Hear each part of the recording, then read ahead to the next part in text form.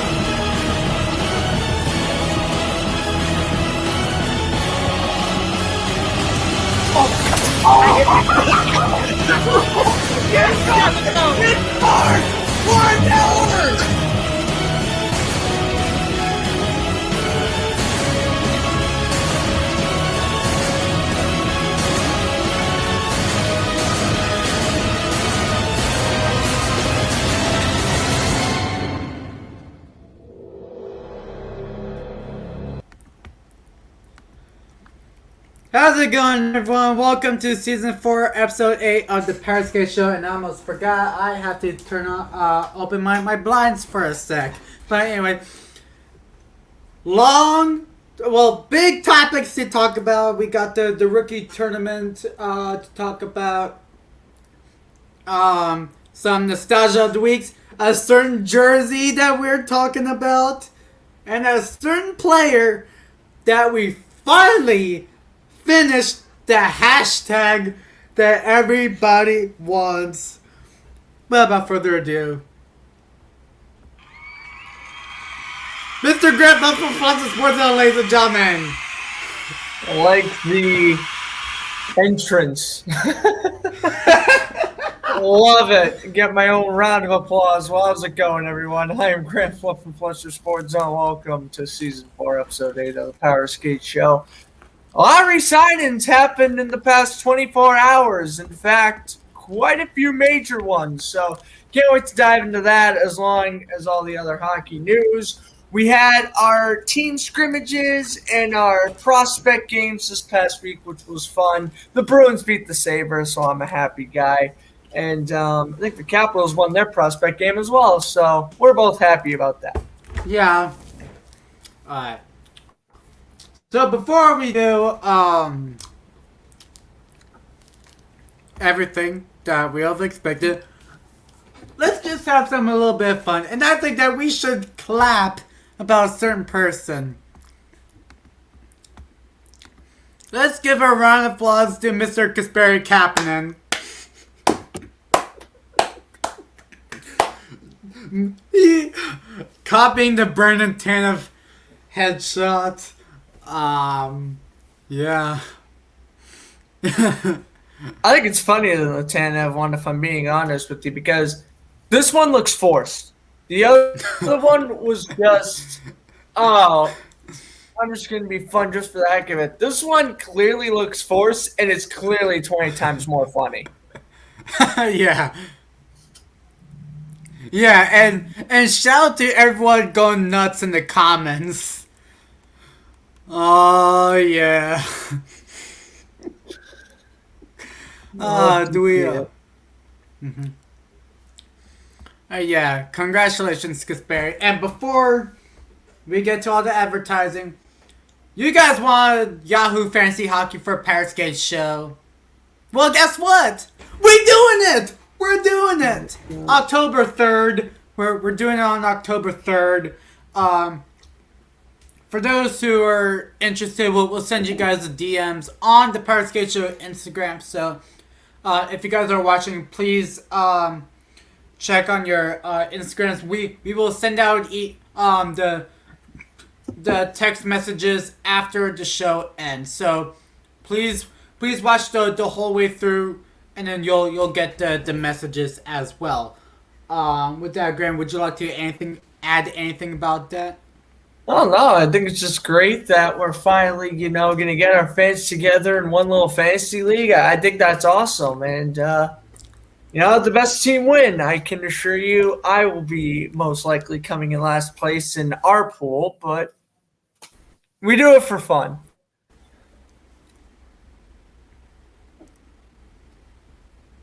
Yeah, I think it's a good idea because we're having more fans coming in and watching us, which that's a good thank you to everyone, and we really do appreciate for everyone who's been liking our posts, resharing everything through all of our social medias, sharing our YouTube videos on a daily basis. We would like to thank you guys, and you definitely did deserve what you guys wanted, so we'll give you guys for that. Alright, let's get this party started. Time to do some introductions to our social medias. You guys are required to follow the Powerskateshow if you guys love hockey. And with that, you are required to follow Floods of Sports Zone if you're a diehard sports fan. And if you're not a diehard sports fan, then you are not a good person as we speak. So yes, go follow Floods of Sports Zone. And almost to 1.8. Let's get this dude to 1.8 at the start of this year's regular season. And also, I'm just gonna be a little troll off topic, but go follow my Instagram, and let's save the best, Emmanuel Quickly, ladies and gentlemen. Yeah, New York Knicks legend. I just would like to share about it. I'll say he was a nice guy to meet. So yeah. Fair jersey. Yeah. Alright, with that, let's get this party started. Yep. Lots of topics to speak with. Certain nostalgia of the weeks, which we will get to, and do not look, but like next to Yamamoto and Gusev, which we will get to that. We will get to that. No, don't PTOs. Don't worry. Hold on. First off, we have to pay respect. Former NHL center Fred Stanfield passed away at age 77. He was part of the Boston Bruins Stanley Cup championship team in 1970 and 1972. So, as we always say, our thoughts and prayers go out to their families. As we all know, the Boston Bruins' historic Stanley Cup championships in the early 70s.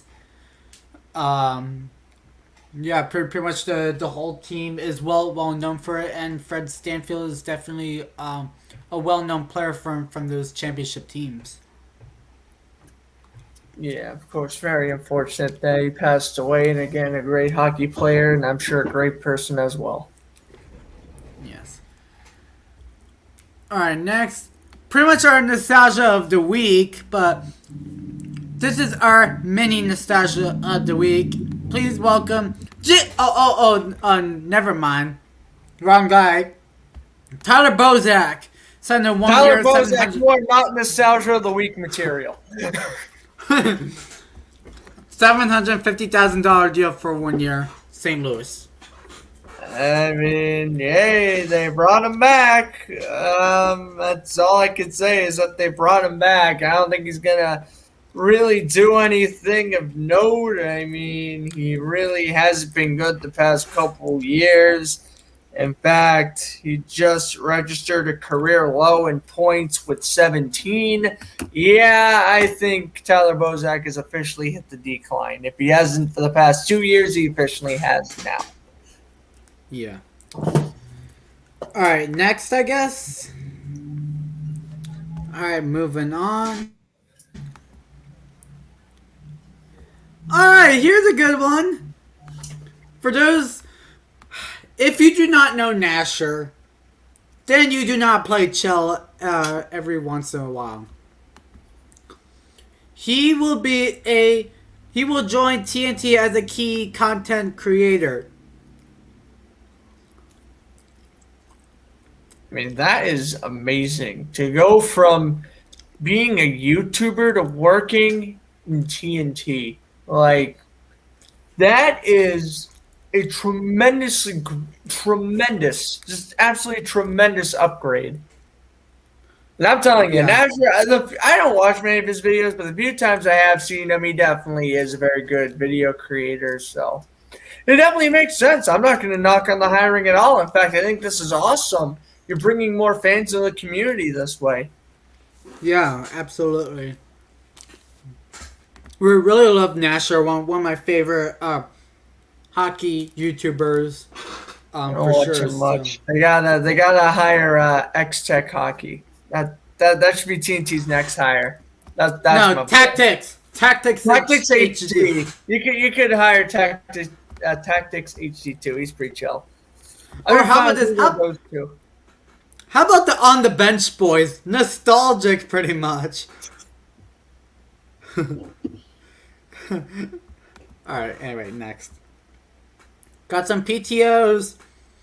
Jimmy VC signed with the Devils for a PTO, and Mark Jankowski is also a New Jersey Devil. Pretty much. Yeah. I mean, Devils just trying to acquire good depth. Yeah. Yeah. Alright, next. Oilers center Dylan Holloway will miss at least 3 months due to undergo wrist surgery. That is very unfortunate. You hate to see such a long-term injury for such a young player right out of the gate. Assuming when he gets healthy, we'll be playing in the AHL and hopefully he succeeds in that regard. Mm-hmm. All right, next. Here is something that we're going to talk about. The Heritage Classic, Sabres, and the Leafs. And also, fun fact, the Buffalo Sabres, which I'll give them a round of applause for becoming the first American team to play at the Heritage Classic.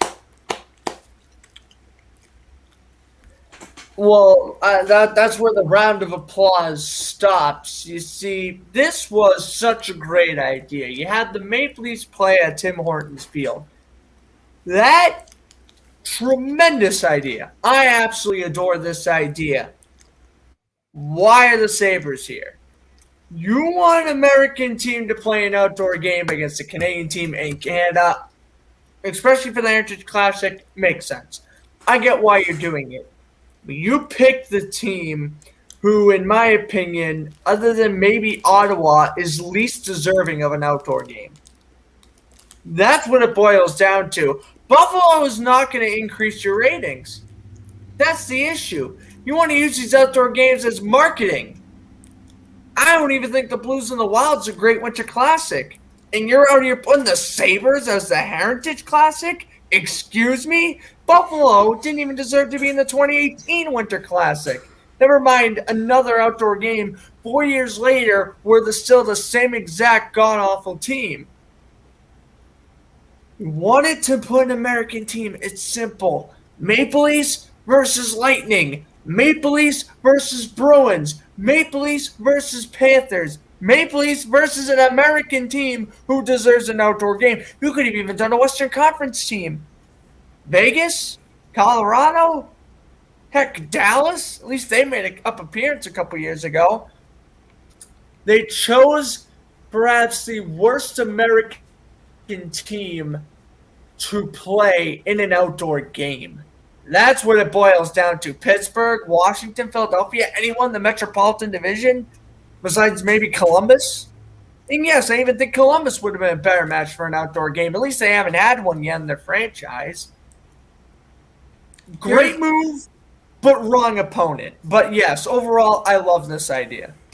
Here's what was here. I'm only gonna say the pros, not the cons. You're pretty much nailed right off the bat on the cons.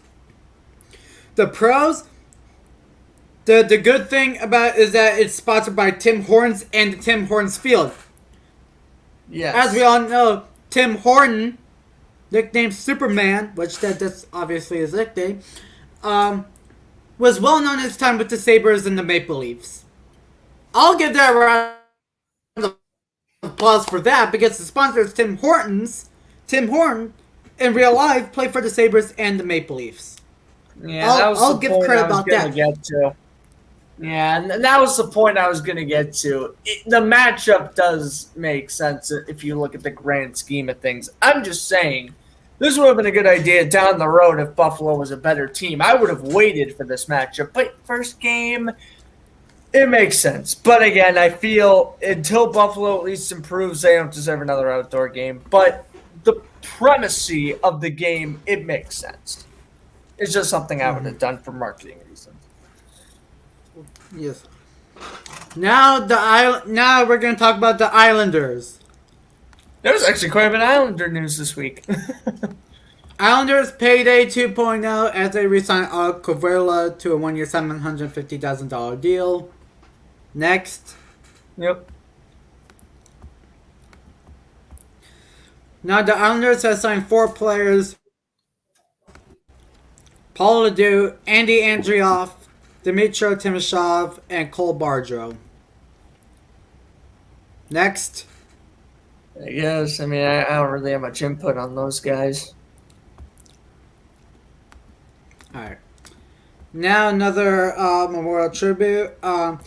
Flyers' first captain in franchise history, Lou Angotti, passed away at age 83. And with that, I'll give him a round of applause for being the first captain in Philadelphia Flyers history. You know, the crazy thing is that 1 year he was the captain of Philadelphia was his only year with the Flyers. The more you know.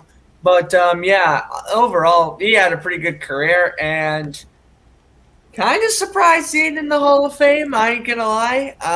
It really stinks that now if he gets inducted, it will be after his passing. But, of course, praise to him and his family.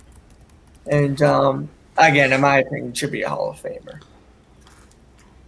Now here's our mini nostalgia of the week, you ready? Please welcome. I know what's next. And anyone would like to take a guess? Anyone? Alright, cool. James Neal.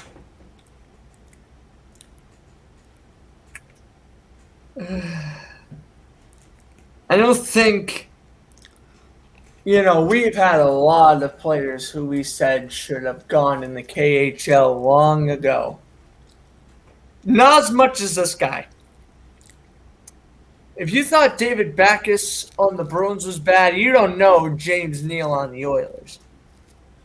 This man became a contract just so bad. It was the Ryan Skinner contract, or the Jeff Skinner contract before Jeff Skinner signed his massive deal. There was this contract and the Louis Eriksson contract, mainly this contract. He had 10 points in 29 games last year, which I know on paper doesn't sound awful considering he was on the third and fourth line for the majority of his playing time, but I'm going to put it to you this way. This guy was once paid as a guy who could be a game manager on the second line. And basically, once he joined the Flames, his career just fell off a cliff. And if he don't sign with the Blues here, it might be time to go to the KHL or retire. Mm-hmm. All right. Next. Nikita Gusev going to Toronto for a PTO.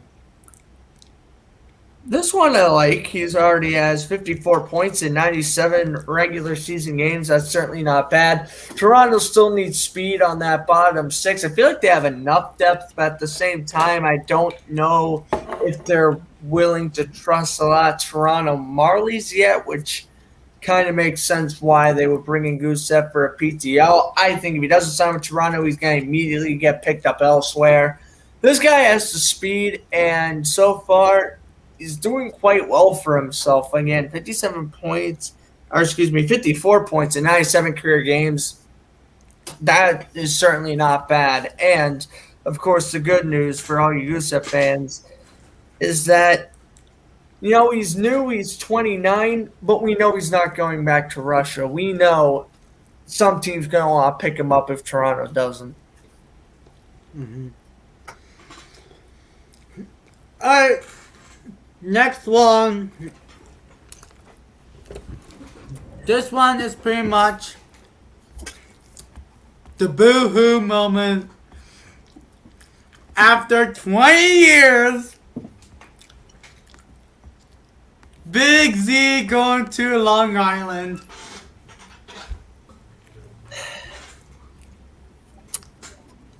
Rant time? Go ahead. Here we go. Zdeno Chara. You go first, because I'm sure you want your opinion on this, so you go first. All right. Big Z. I know that you would not re-sign with Washington. I get it. Well, thank you for your time. What about his skating? Like, yes, he's slow. We all know that. He's finished over 1,600 games. Yep. That's a Hall of Fame level. How about retire, and then you'll be in the Hall of Fame immediately? Like, yes, it's going to take time for him to be in the Hall of Fame. But the thing is that you're already in a Hall of Fame career. Will it be simple to sign a one-day contract to the Bruins? Like, yes, I'm not a Bruins fan, but how about signing a one-day contract that you won a Stanley Cup with? You won a James Norris Memorial Trophy on that team, and you won the Mark Messier NHL Leadership Award. Zdeno Chara, in my opinion, one of, if not the best defensive defensemen in this era, and definitely one of the best, top 3 captains in Boston Bruins history, behind Bobby Orr and Ray Bourque. Now go ahead. You nailed quite a bit of my points. Here is my issue with Zdeno Chara, and this is coming from a Bruins fan who grew up admiring, idling this guy, owns a couple of his T-shirts. Loves Zdeno Chara. And you nailed it. 44 years old, you're already a lock for the Hall of Fame. Why are you playing? Is my question. Here's the thing. His skating, like you mentioned, I don't know how it's – when his last year with the Bruins, he was the slowest player on the team without a question. Now, obviously, he was 42 at the time, so you expect that. When you're heading into age 45 at the start, midway through next season, you'll be turning 45. Your skating is still going to be very below average. The Islanders already have a good enough defensive core, so I don't even know why they signed you to begin with. I don't even know if Chara's going to get that much playing time other than his physical game at this point. My issue is, when he played with the Islanders from 97 to 2001, he registered a whole, wait for it, 29 career regular season points. He does not sign with the Bruins, who gave him a chance, made him build his way as a top 2 defender on a team, gave him the captaincy, gave him his only Stanley Cup, made him a 7-time All-Star, a 2009 Norris Trophy winner. He decides to continue playing with the team that drafted him instead of the team that gave him the Hall of Fame career. And I know it's just Chara, which obviously hurts my heart as a Bruins fan, but in general, I'd be saying this about any athlete. I get what Chara's doing, but I absolutely despise it. You got to pay your respect to Boston. You already joined Washington for a year. A lot of Bruins fans weren't happy about that. I was one of them. But it's fine. Even last year, it showed that Chara honestly shouldn't be playing anymore. He is nothing but a physical body on the blue line. You'd be lucky if Char got 10 points last year. I think you're lucky if he gets 8 points this year, unless he racks up a few assists. Char is not getting nothing point-wise. You're only bringing him in for his physicality. And that's where, again, he's going to be 45 by the time the playoffs roll around. He's not that guy anymore. You want to continue playing hockey where you grew up in Czech Republic? That's fine with me. But you, or rather Slovakia, one of those two areas, Slovenia, but somewhere in the Europe leagues. You want to continue playing there? That's fine. You're not breaking any Bruins fans' hearts by doing that. You had a better career with the Senators than the Islanders, and you elect to go with New York.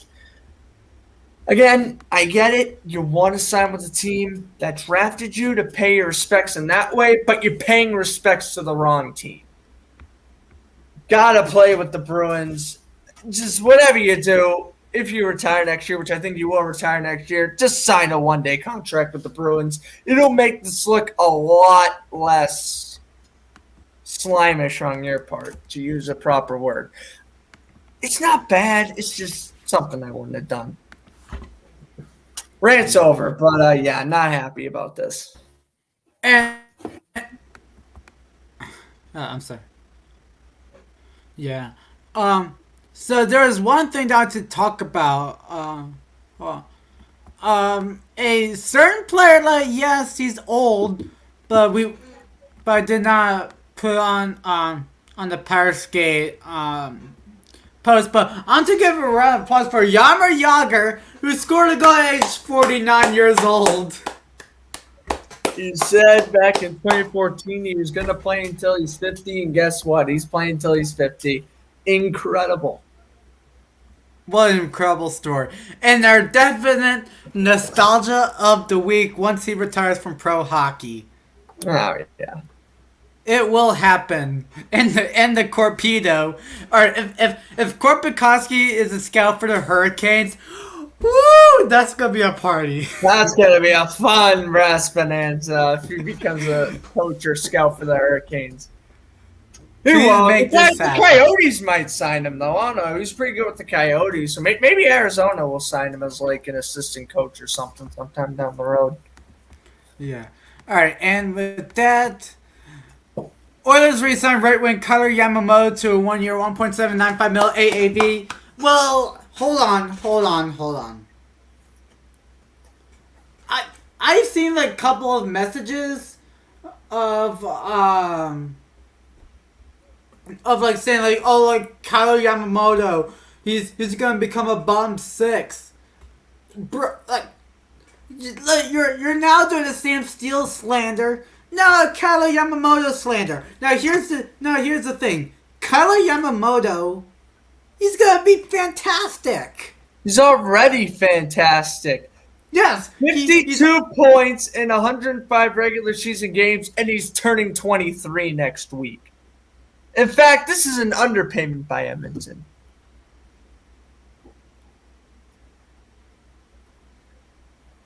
Don't let the media loves to consume people, and apparently that means young hockey players. Ridiculous. People who call Yamamoto a bottom six.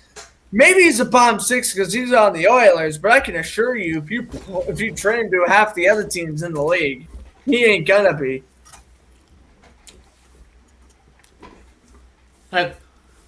Like we said, he deserves no slander in his entire NHL career.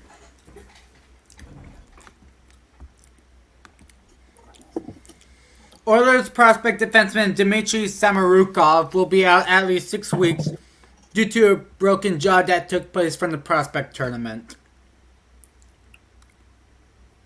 That just sucks. Very unfortunate. Mm-hmm. Speaking of injuries, which I think is Speaking of injuries and the prospect tournament, which I think that'll be way shocker. Yeah, this moment right here ticked me off.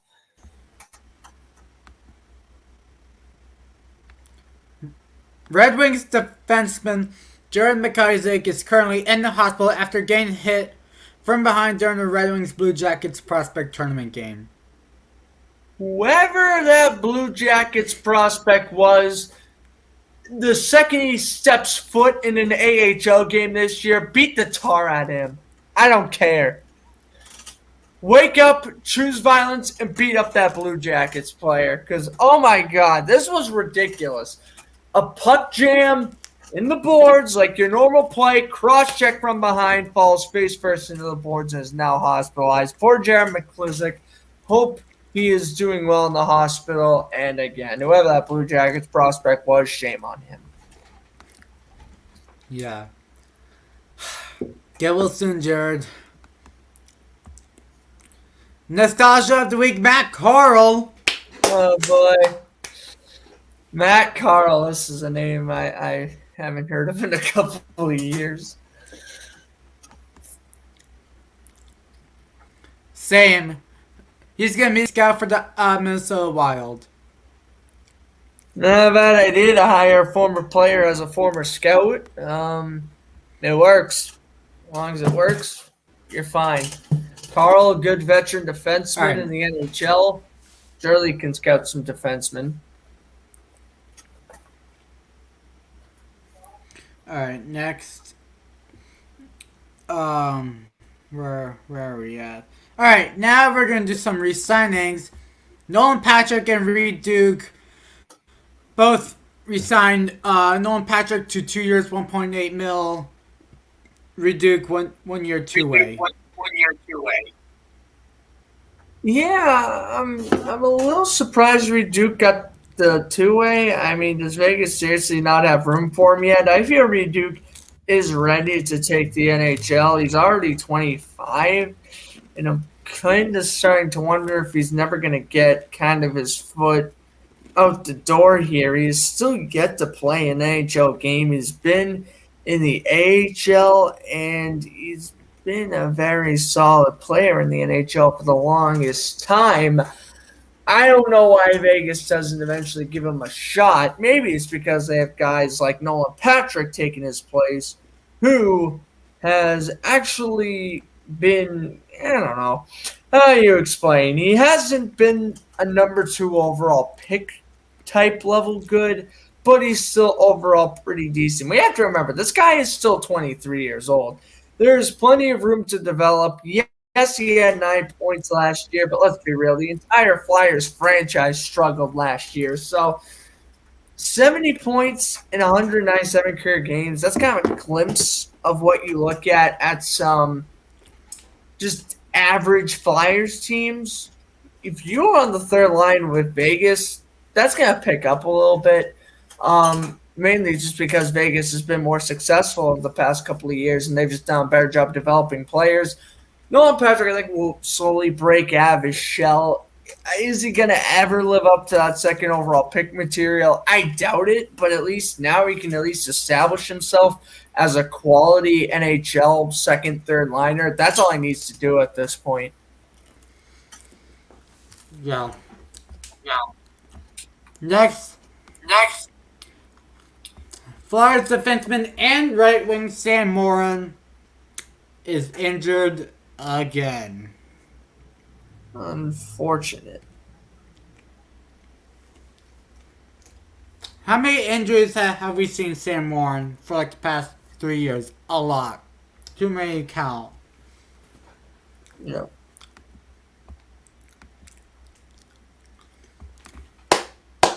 Thank you, Travis Zajac, one of the greatest New Jersey Devil players of all time in the entire 2010s. I think we should leave this debate up for. We know Travis Zajac has had a pretty good career, of course, on a one-day deal with New Jersey to retire. Had 20 points in 46 games last season. I think the question remains: Travis Zajac, did he do just enough to make the Hall of Fame? You look at his numbers, and you say 552 regular season points isn't even close to enough. But we have to remember that this guy is also somewhere in the top 10 New Jersey Devil players of all time. That may just barely get him in. I want to say, I mean, he's obviously going to be up for ballot.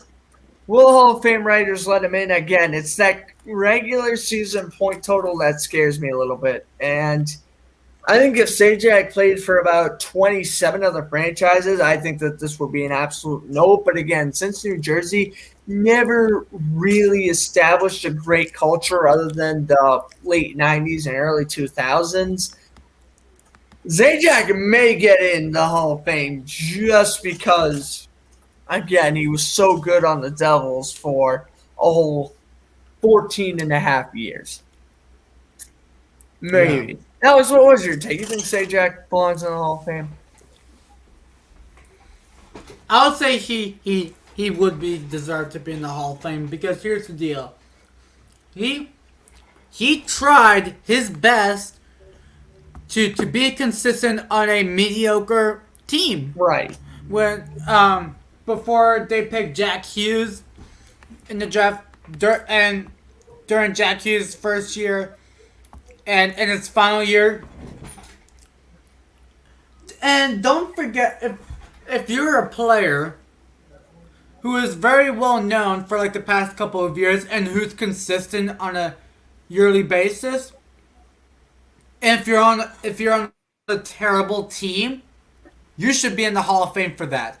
Like, yes, the points, he's nowhere close to being in the Hall of Fame points wise, but game wise, 1,000 games, very healthy on a daily basis.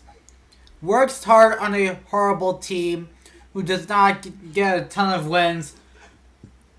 He deserves to be in the Hall of Fame, in my opinion. He does, and again, I think, if he played for a team like Chicago or Boston or Montreal, a team that has a lot of rich history, this is an obvious no. But again, with a team like New Jersey, he may just squeak in. Of course, he's got to wait 4 or 5 years of eligibility to begin with. And is he a first ballot Hall of Famer? Absolutely not, barring who's on the ballot. But I would doubt Zajac gets in first year. But I'd say wait about 10, and then I think he'll start to get recognition. Again, it's being a franchise icon that saves him here. Not being an NHL icon, a franchise icon on a very mediocre team. That's what saves him. Yes. Winnipeg Jets plays defenseman Sam Niku on unconditional waivers due to the purpose of a buyout. Underachieved last year, only playing 6 games, didn't register a point. At first, I was like, well, he's actually a decent offensive defenseman. But then you look at his point total and you realize, yeah, this makes sense. This is definitely a player I think is going to get picked up. In fact, he's probably going to sign with the PTO contract within the next week or so. But he'll be back on a team for sure. 10 points, 54 games. Again, that's not great. He does bring a decent physical presence, and he is a decent offensive defenseman. So he'll probably get signed elsewhere. I don't know. He'll get signed on a young team. Maybe somewhere like Nashville or New Jersey. He'll get picked up eventually. Mm-hmm. Now we got true nostalgia of the week. It's a jersey. Please welcome the Kachina. It's back. Thank goodness. They obviously had the home jerseys. Now they got the away jerseys back, and they're sending the Kachina as their alternate or as their full-time logo now, which is awesome. We're going back to the late 90s when they relocated from Winnipeg, and they had Nikolai Habibulin in the first few years of Shane Doan. Wow. Keith Tkachuk. Keith Tkachuk as well. Very Sean Burke. Very unfortunate the Coyotes lost to the Blues in the 2000 playoffs because I feel they would have went on an underdog story. Kind of like the 2012 team. They just would have went on a run and made the Western Conference Finals something crazy. That didn't happen because, of course, the Blues beat them. But regardless, I think it's nice that they're bringing back these jerseys. Again, the Coyotes are just so desperate to do anything to bring in money. But I think changing everything back to the Kachina look is going to help out with that a little bit. I still feel that they should be relocated and all that good stuff. But which we will get to that. Which we will get to that. Because actually, yep, there is more Coyotes news. But overall, yeah, I think that this was a very smart idea and just good marketing tactic. You knew you had the good retro jerseys, use them. Yeah. Just like this team right here, switch back to the Mighty Ducks jerseys. What are they doing? We got another nostalgia of the week, which I think we all know from the Blue Jackets. Derek Dorsett is another nostalgia of the week. He will be a full-time development coach, and Mark Letestu will be the assistant coach for the Cleveland Monsters. Derek Dorsett. Don't know why I associate him more with Vancouver, but I do know he was drafted by the Blue Jackets. Same thing with Mark Letestu. Yeah, both sadly top 30 best Blue Jacket players ever. The franchise is young, so it makes sense. But yeah, the fact that these two are probably in the Blue Jackets like top 30 players ever is it's frowned upon. But again, young franchise is what it is. Dorsett and Letestu. I think Letestu will make a good coach. I don't know about Derek Dorsett. I gotta be honest with you, though. He's a full-time development coach, so he'll probably end up succeeding. So congrats to him. Mark Letestu, on the other hand, as an assistant coach, I like that signing way more. I think he would do a better job as a coach. Mm-hmm. All right, we got some news, but it's PTO related. The Kraken assigned defenseman Aaron Ness to a PTO, and this is not right. This is not right. The Boston Bruins signed Aaron Ness to a PTO, which transfers from the Seattle Kraken. Yes, let's not re-sign Chara. Opal would get Aaron Ness. Wow. Providence guy. I don't care. I don't even want him. The Kraken can sign him. It's going to be nothing but in Providence. John Moore will unfortunately take his place. Yeah. All right. We got retirement news. The Edmonton Oilers will retire the number 4 to the Rogers Place Rafters on November 5th against the New York Rangers. They will retire Kevin Lowe. Kevin Lowe was a pretty good defenseman back in the 80s and 90s. He also played on the Oilers and the Rangers. This makes sense. It's just like the Tim Hortons game. This makes sense. He played on Edmonton and the Rangers, so makes sense why when they're at the Rogers Place for once a year, they'll retire the number. Very smart idea by the Oilers and the NHL, good marketing wise, and Kevin Lowe, congrats to him. Again, very one of the more underrated defensemen from the 80s and early 90s, if you think about it. Never gets credit because of obviously how good the the Powerskate Instagram, obviously how good the Oilers are, and back then, so it makes sense that good marketing tool. Yeah, absolutely. Yeah, absolutely. I'm gonna give this schedule a credit for sure. Definitely play for the Oilers. Well known his time with the Oilers, obviously, and also well known his time with the Rangers. Two teams that he played for in his underrated career. That's a good decision, good planning for not only the Oilers itself, but for the NHL, the Oilers, and the Rangers. Got some broadcasting retirements to talk about. Former Hockey Night in Canada broadcaster Jim Houston announced his retirement after 42 years in the broadcast booth. I'm going to give him a round of applause for over 40 years in the booth. Incredible. Good commentator. I love when commentators, retire and stuff because you miss them so much when they leave. And let me tell you one thing about this guy. Yes, he was a Hockey Night on Canada announcer, and credit to him. But this guy, man, loved the Vancouver Canucks.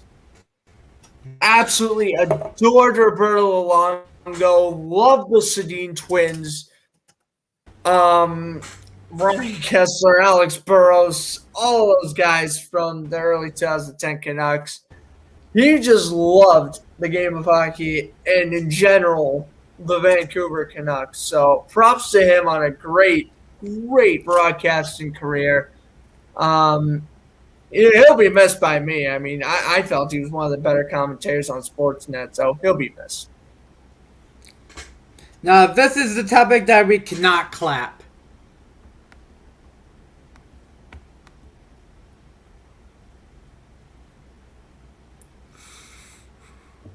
Galchenyuk is back.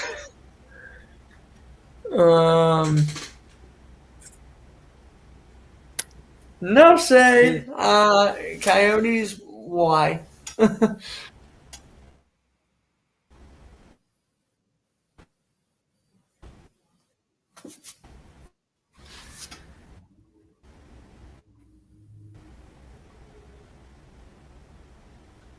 You can change it. I ain't got nothing to say about this. This is a bad idea.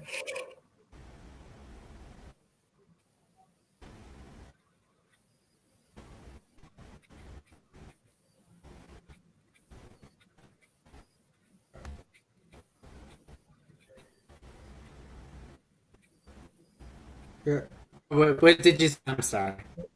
Oh, you're fine. Yeah, I was saying that this is a pretty bad idea. I don't like the idea. Next, Yeah. my screen or my screen sharing or no? Well, it's lagging a little bit. Screen sharing.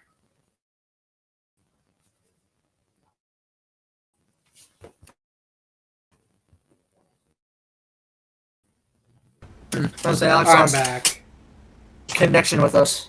I apologize.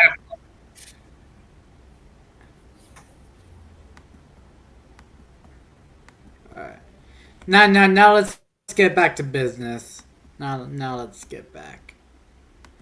Alright, as I was saying, the Philadelphia Flyers left wing Wade Allison will be out indefinitely due to a right ankle sprain shoulder injury. Oh yeah, that's pretty unfortunate. I really like Wade Any thoughts Allison. about it?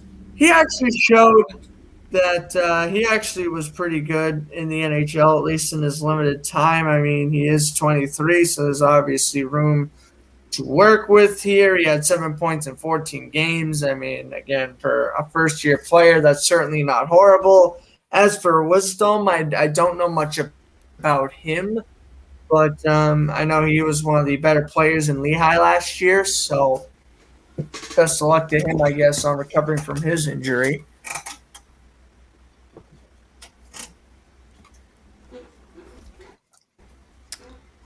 Now this topic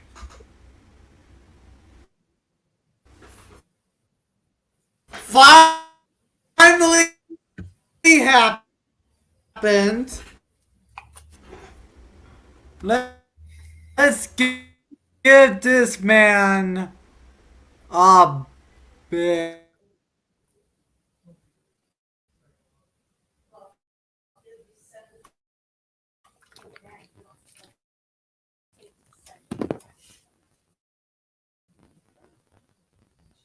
Alright, now I'm back.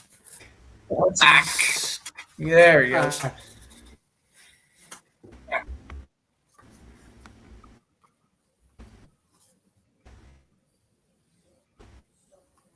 All right, I apologize once again, guys. Anyway, with that, let's give a big round of applause who finally has come to an end. Hold on. Oh, can you even hear Yeah, me? I can hear you. A little glitchy. Let's but I can go! hear you. Push for Kaprizov has come to an end. Finally! Yeah. Yo, let's get a And long ovation. The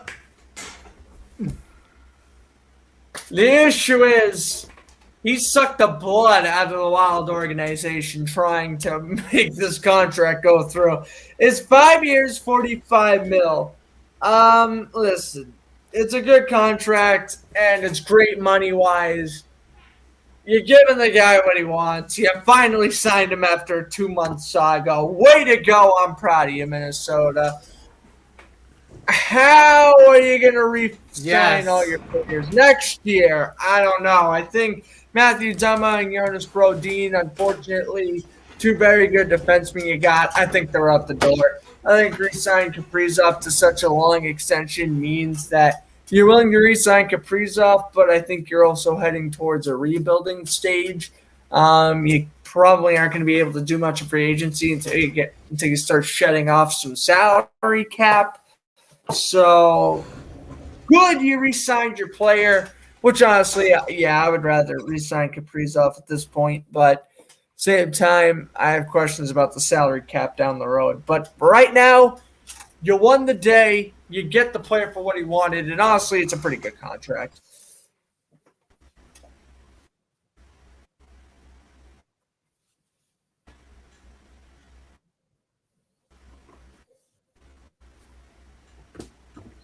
one the Minnesota standings. Since they predictions, whoever was in third will go to fourth, fifth, sixth. Yeah. Congratulations, Minnesota! You've done it. Moving on. Merzlikins. Elvis Merzlikins re-signed for 5 years, 4.4 mil. 27 mil, and he is significantly better than Corpusalo. This was smart. I actually really do love this re-signing because this goalie, and say what you want about his record last year, we have to remember this guy's on the Blue Jackets, and he didn't even have his best defenseman for half the year. Elvis Merzlikins has shown that he is an NHL quality goaltender, and he's gonna be for another 3-4 years down the road, at least until the end of this contract. I have been nothing but impressed with Merzlikins, and I know 5 years, people are gonna look at that and say, "Well, was it worth it for a guy who's played 2 years?" Well, actually, it is. He already has 7 career shutouts on 21 career wins. And he's already made over 1,700 career saves with a career save percentage of 920. It's the best Columbus is going to get out of the defensive core they have right now. Merzlikins, he is a very good goaltender. So, yeah, well, I understand you worry if you're like, ooh, 27 mil is too much for a guy who's only played 2 years in the league. But I think if you're going to give 27 mil to anyone on that team, it's going to be Merzlikins. So I love the re-signing. One of my favorite goalies in the league as well.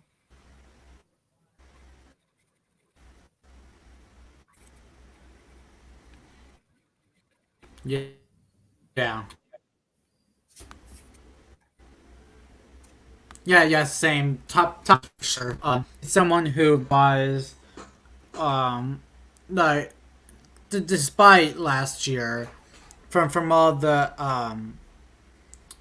like the, struggling from the defense, but Merzlikins, held it through. Yeah.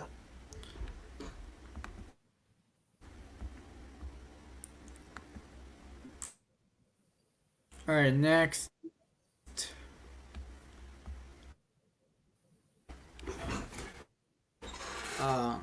until it can load. It's not. I know it's very bad. Yeah, I'm just not. Oh wait. Sorry, my bad. I'll talk about the Islanders signed goaltender Corey Schneider to 1 year next, I guess. Yeah, Corey Schneider's good, but he'll be lucky if he sees 5 games next year. So. All right, moving on.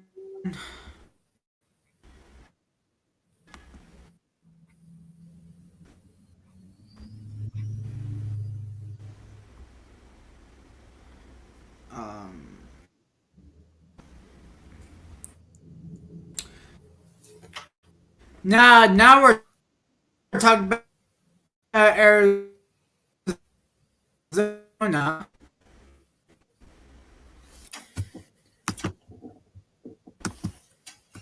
The Arizona Coyotes have proposed 1.8. We'll just talk about in regular. So.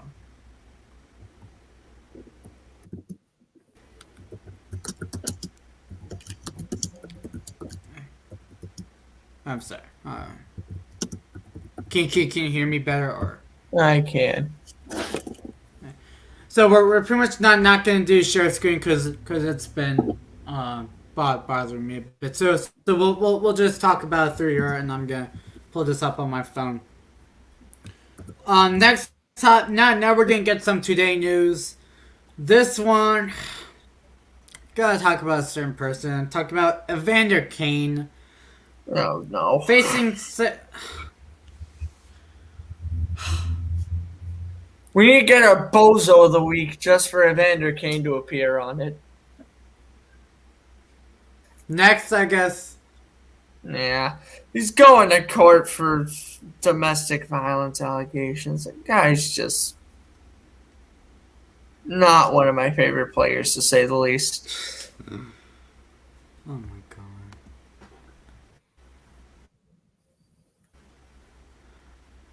Alright. Next, the 2023 World Championships will take place in St. Petersburg, Russia. I think this is a pretty good idea. Don't know much about the area, but I like the fact that the International Hockey League Federation will get a place to play. They're figuring out stuff 2 years in advance, and I'm pretty sure they played there before as well, so smart strategy on the league's part. Mm-hmm. Now next topic is pretty much something that we should give this a round of applause for this one, another round of this. So the Colorado Avalanche will remember former GM Pierre Lacroix in his memory to retire after his in front full capacity at the Ball Arena to commemorate the achievements for the 2 Stanley Cups he has won for the team. That is a very respectable thing to do for the Avalanche. Yeah, and also not to mention Pierre Lacroix passed away in November 2020. Yes. But, this is good job, by Colorado. To honor your former GM, that's smart. Mm-hmm. Now, some recent news: Blues re-signed left wing Robert Thomas to a 2-year, $2.8 million. I mean, he's 22. That's what I can say. There is positivity because he's only 22, and he does have 87 points in the regular season in 3 years. That's not awful, but again, I don't know if Robert Thomas will ever break like third-line material type player. Unless a player gets injured, he'll have no choice but to play second-line minutes. But I mean, in general, with a full healthy Blues roster, I don't know if he can crack the second line. So, therefore, giving him a deal just under $6 million, I'm not complaining. It makes sense. This guy will at least score 20 points in the regular season, and he'll score at least 5 to 10 points depending on how far you go in a playoff run. It's a pretty solid signing. I'm not complaining. I really like it. The signing, like, yes, he's 22. I understand. 2-year, 2.8 mil. That's what we've pretty much expected for someone. A modern 2-year or 3-year deal. For someone who's pretty much most likely on his second or third line, that's a good signing.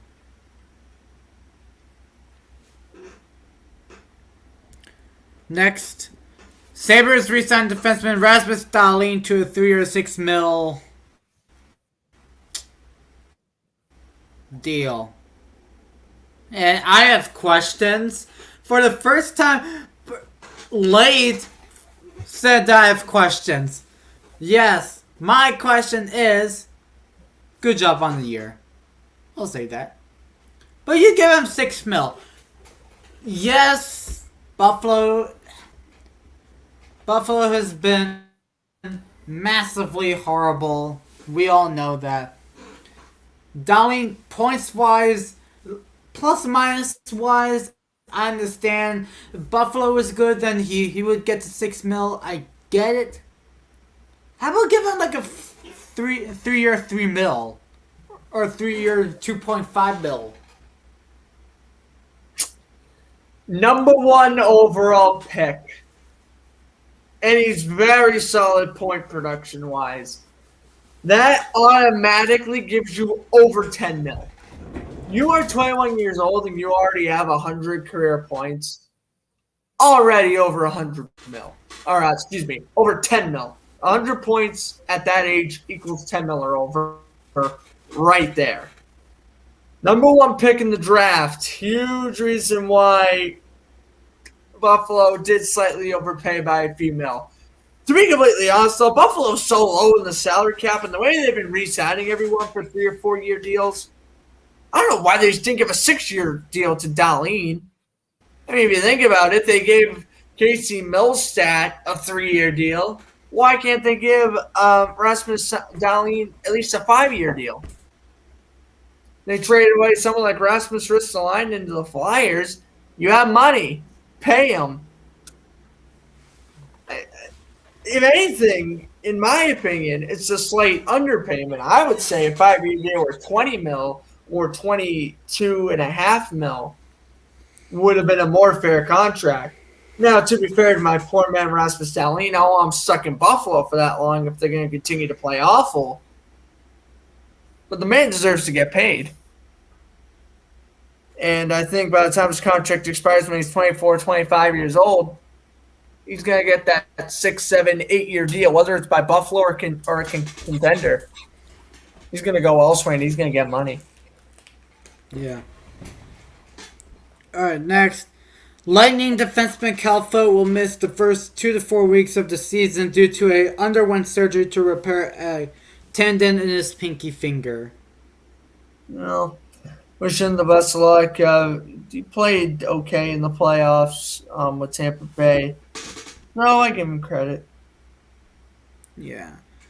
Hopefully, Two more. I'm going to wrap it up. Kings re-signed goaltender Cal Peterson to a 3 or $5 million. You know what, Dad? This is not my topic. It's your topic since you're a Kings fan. Why don't you take this away? So Cal Peterson, 3 years, $15 million. I like it. I do. Obviously, Jonathan Quick. I think Quick's going to retire after next year. And I know you're going to take a look at his win-loss ratio and say he's 19, 25, and 6 with 1 career shutout. Grant, how could you like this goaltender? This is probably a massive overpayment. Here's the deal. Kings' defense is getting better. The offense is beginning to click. If the Kings can score 3 or 4 goals a game, Pearson's win percentage is going to go up.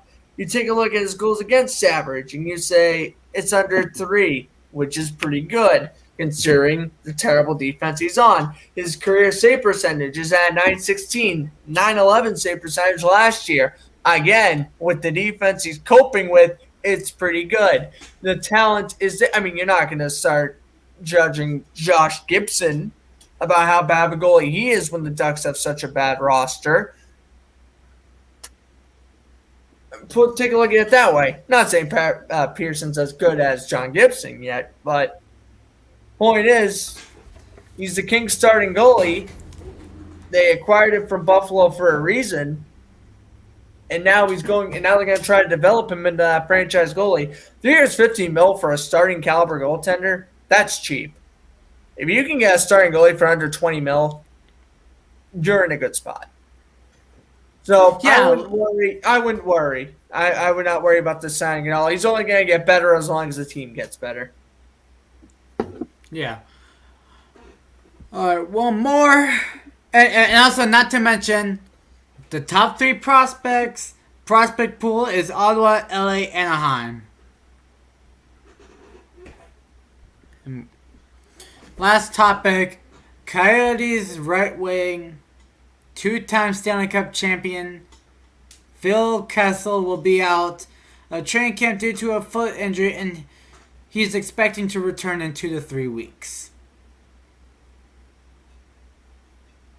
That is unfortunate, but hopefully he'll make it back before the start of the regular season, so we'll see.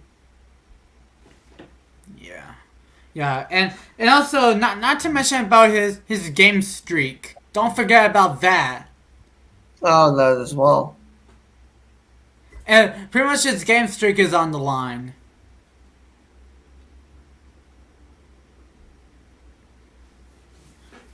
Alright guys, that's going to wrap up for Season 4, Episode 8 of the Powerskateshow. We will send you guys the information about going to Powerskateshow Fantasy Hockey.